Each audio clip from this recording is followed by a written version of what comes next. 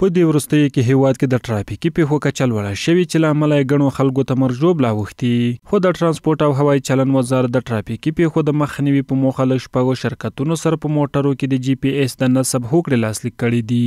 د دغه وزارت وایي حکمت الله آصفي وایي د دې هوکړې له مخې باید شرکتونه په ټول هیواد کې په بار وړونکو او مسافر وړونکو وسایطو کې د جی پی ایس دستګاه لګولو ترڅنګ د ټرانسپورټ د ښه مدیریت او معیاري کولو لپاره لازمي اسانتیاوې رامنځته کوي.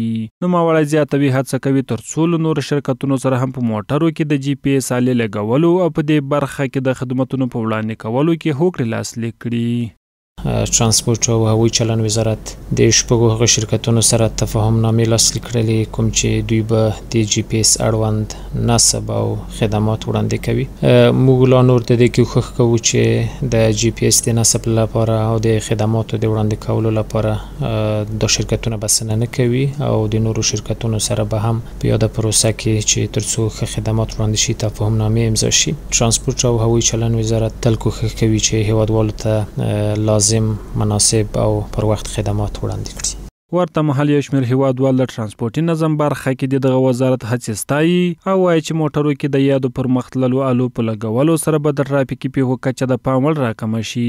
وقتی که جی پی اس در موترها نصب میشه در قسمت شارع از حادثات کمتر میشه. چرا کم میشه؟ یا زیر نظر میباشن و جلوگیری از حادثات میشه و از تمام بینظمی ها جلوگیری می شود و یک اقدام بسیار نیک است که دا خو ډیر ښه ګام د اسلامي امارات دا خو ډیر ښه کار کړی دا او دا مخکې هغه د ګوره ټکرونه هم ډیر زیات کیږي او دا جی پی ایس چې لګولی دا خو ډیر ښه کار یې کړی دا ماشاءالله دا بیخي ښه راځي ټکرونه به کم سي حادثات به کم سي. مثال دا خو به ډیر ښه کار ده. دا خو د ټرانسپورټ او هوایي چلند وزارت دغه راز وایي چې تر دې مهاله یې په څه باندې 100,000 بار وړونکو او مسافر وړونکو موټرو کې د جی پی ایس یا سار آلې نصب شوي دي. د محمد ساحل، امید رادیو، کابل.